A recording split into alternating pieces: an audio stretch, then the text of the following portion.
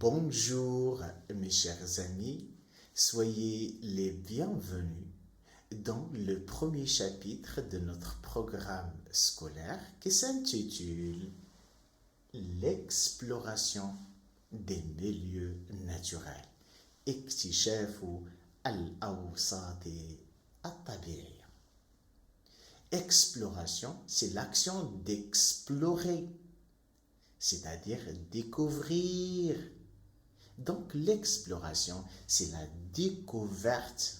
Découverte de quoi? La découverte des milieux naturels. Dans le sommaire, on va voir les outils الأدوات utilisées المستعملة pour l'étude d'un milieu naturel.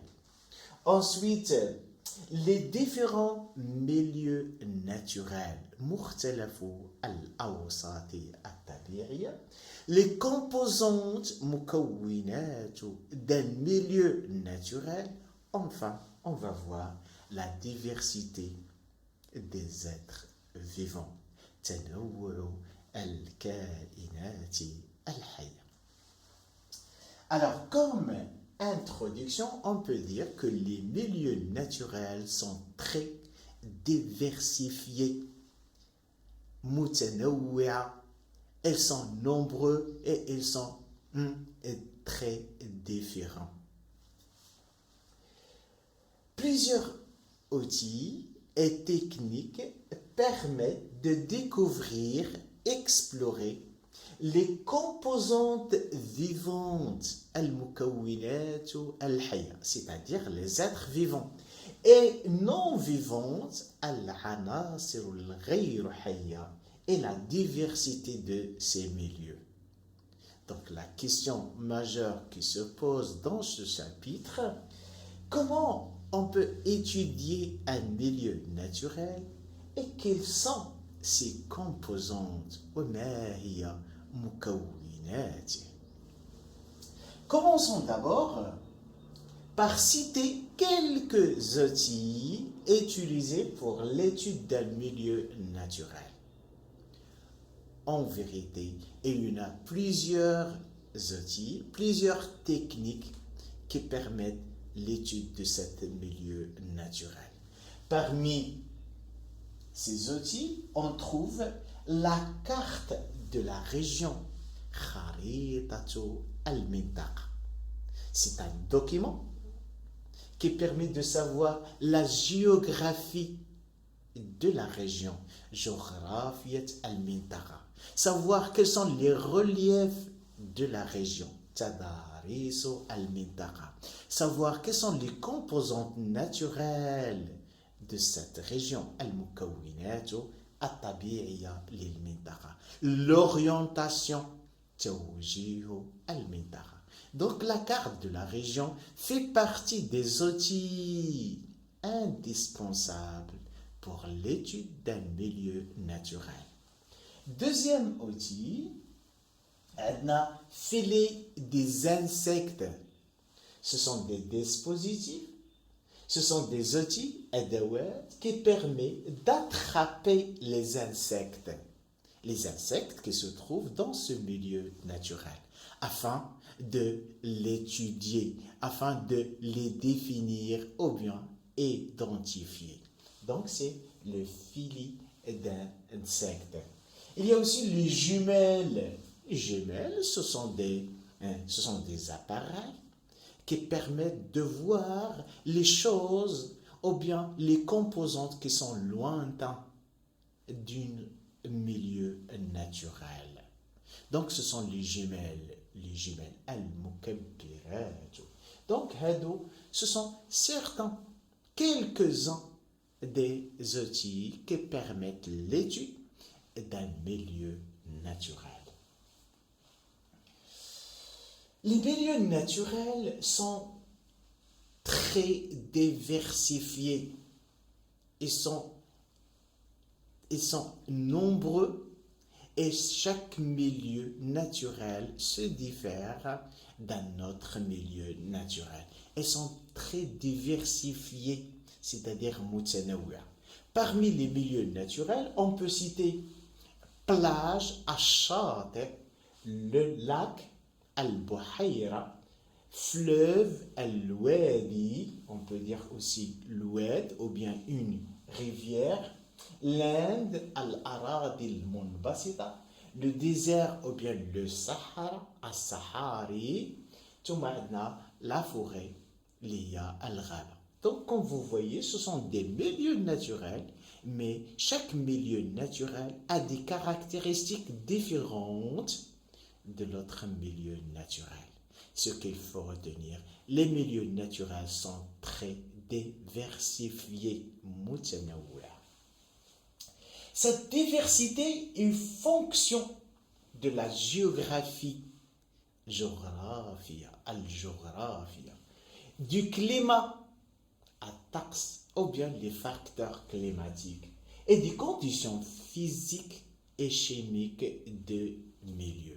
Donc, les points, les critères de la diversité ou bien des différences entre les milieux naturels.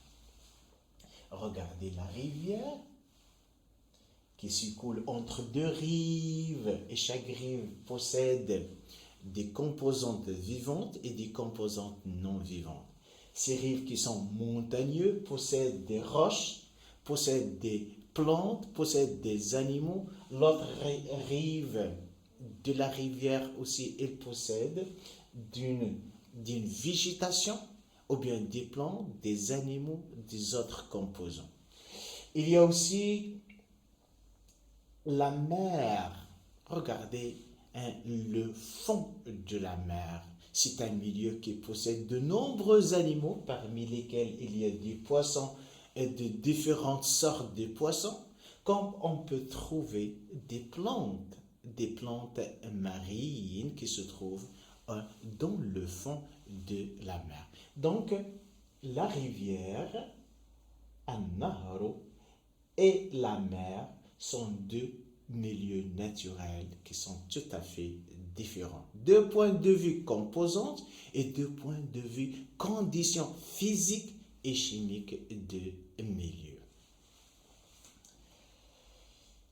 Les composantes d'un milieu naturel. مكونات الوسط الطبيعي. En vérité, un milieu naturel est un paysage naturel.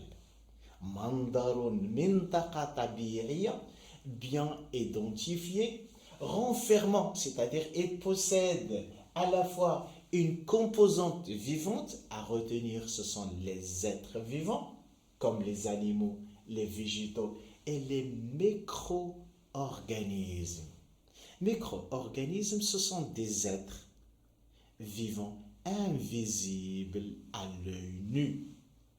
C'est-à-dire, ce sont des êtres qui sont microscopiques, pour les voir, on utilise ce qu'on appelle le microscope al-mijhar. Donc, on parle de micro-organismes. Elle possède aussi un milieu naturel, renferme aussi une composante non vivante, comme quoi? Comme, à titre d'exemple, il y a les roches, l'eau, l'air, ce sont des éléments non vivants qui se trouvent dans la plupart des milieux naturels. Le schéma suivant présente un milieu naturel. Dans ce milieu naturel, on trouve des composantes qui sont vivants, comme les végétaux, l'arbre, l'herbe, ce sont des végétaux. Il y a aussi des animaux, regardez la cigogne. Il y a aussi des êtres qui sont microscopiques. Il y a des êtres, pour les voir, on doit avoir des outils qui permettent de les agrandir, comme le microscope. Il y a le sol qui est un composant non vivant qui se trouve dans ce milieu naturel. Elle renferme aussi des éléments qui sont vivants, à l'exemple des colomboles et les vers. Ce sont des éléments qui se trouvent dans le sol. C'est-à-dire, il y a des composantes vivantes qui sont visibles, qui se trouvent à la surface des milieux naturels, et il y en a des êtres vivants qui vivent dans le sol. C'est-à-dire, on peut les voir, on ne peut les voir qu'après creuser le sol. Il y a aussi des composantes non vivantes comme les roches, comme l'air, comme l'oxygène, comme l'eau. Ce sont des éléments qui sont non vivants dont l'état physique sont différents. Lorsqu'on parle de l'eau, on parle d'un état physique qui est liquide. Lorsqu'on parle de l'air, on parle d'un état physique gazeux. Lorsqu'on parle de l'eau, ou bien lorsqu'on parle des roches, ce sont des composants qui sont solides. Une chose très importante qu'il faut bien retenir, que ces composants, soit vivants, soit non vivants, sont très diversifiés. On va prendre un petit exemple. Vous savez ce qu'on appelle la coccinelle.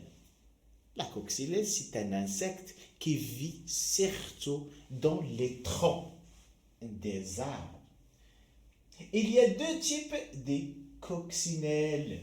Il y a la coccinelle grise qui vit dans les troncs qui sont morts. Les coccinelles, ils vivent ou bien ils exigent une température de 18 degrés avec un éclairement de 500 lux, l'éclairement al-idar.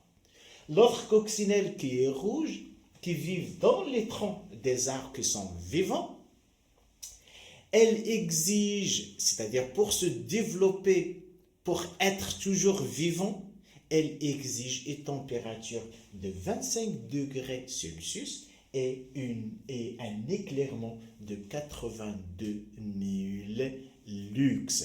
Voilà, ce sont deux coccinelles, deux espèces d'un même animal, mais elles se diffèrent de point de vue, conditions de vie, à savoir la température et l'éclairement.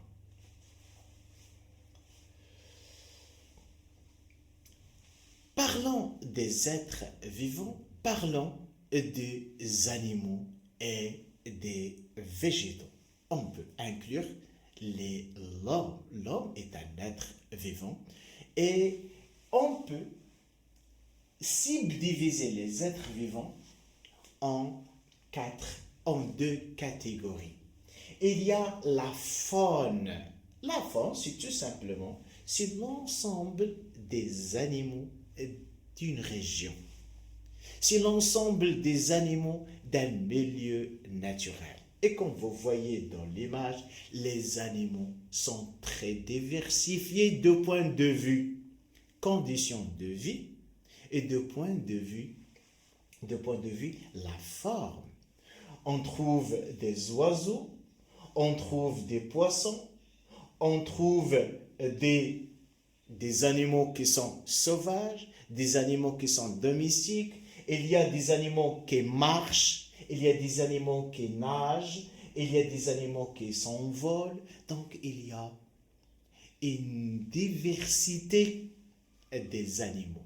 L'ensemble de ces animaux s'appelle ce qu'on appelle la faune. La même chose pour les végétaux. L'ensemble des végétaux d'une région s'appelle la flore. Et aussi, on trouve différentes sortes de plantes. Il y a des plantes aériennes, il y a des plantes qui sont aquatiques, c'est-à-dire qui vivent dans l'eau. Donc, l'ensemble de ces végétaux constitue un groupe qui s'appelle tout simplement la flore. Il y a aussi la microfaune. Micro, tous les termes qui commencent par micro indiquent qu'ils sont microscopiques. C'est-à-dire, donc, elles nécessitent l'utilisation de microscopes pour les voir. كائنات مجارية. Notre l'œil nu est incapable de les identifier, de les voir. Les microphones, ce sont des animaux dont la taille est inférieure à 0,2 mm. Donc, ce sont microscopiques.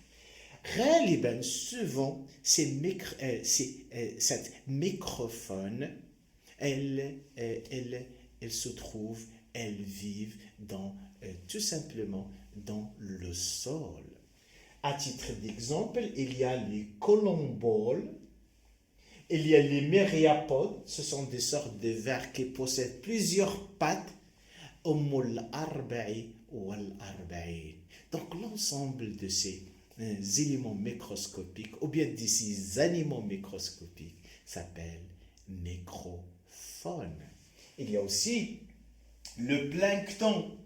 Le plancton, ce sont des animaux ou bien des végétaux qui flottent dans les milieux aquatiques.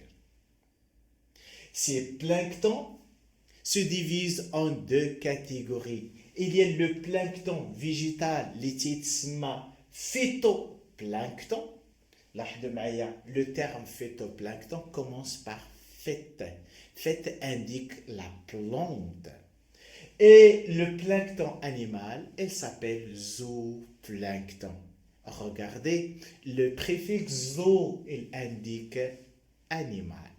Donc, il y a des phytoplanctons relatifs à la végétation et zooplanctons qui sont des animaux. Il y en a assez de formes.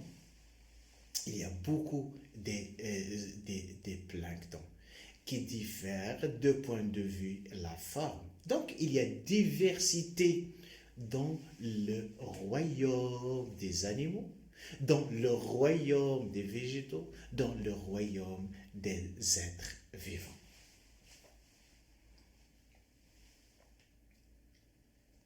Toujours avec la diversité des êtres vivants. إذن غادي ناخذ هذا le document, comme vous voyez. Dans ce document, il y a un milieu naturel. Ce milieu naturel se divise en 4 zones. Il y a la zone apicale, al-mintaqa al-ulya. Cette zone apicale, il y a les neiges. Les neiges qui constituent une source de l'eau. Cette eau, elle court à travers une rivière jusqu'à arriver à l'embouchure. L'embouchure est le contact liquide entre la rivière et la mer. Alors, ces 4 zones d'un milieu naturel sont différentes de point de vue conditions physiques. On trouve la température dans la zone montagneuse, 4 Celsius degrés, alors que la température dans l'aval, on trouve 19 Celsius. La même chose pour le courant. Donc, l'eau court avec une grande vitesse dans les régions montagneuses, dans la région montagneuse. Donc, on parle d'un fort courant. Donc, puis ce courant devient important, faible et très faible. Donc, ces 4 zones d'un même milieu naturel sont différentes de point de vue, conditions climatiques ou bien caractéristiques physiques. Cette diversité au niveau des conditions climatiques ou bien physiques de cette zone influe sur la diversité de quoi? La diversité des êtres vivants. Dans la région de l'amont, on trouve des truites, ce sont des poissons, ce sont des sortes de poissons. Dans l'autre zone, il y a les ombres, l'autre, il y a les barbous, et dans la zone qui est aval ou bien abyssale, et se trouvent les brumes. Donc la diversité des conditions des milieux influe sur la diversité de quoi?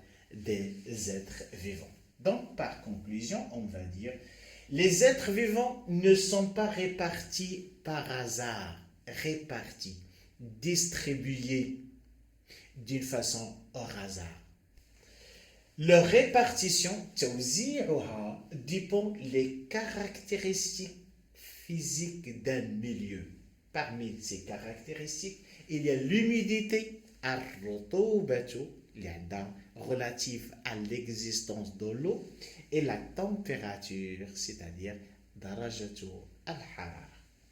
Donc chaque être vivant occupe finalement un milieu qui correspond à ses exigences. كل كائن حي يعيش في المنطقة التي توفر له شروط عيشه. Donc on parle de la diversité des êtres vivants. Chers amis, merci de votre attention. À la prochaine.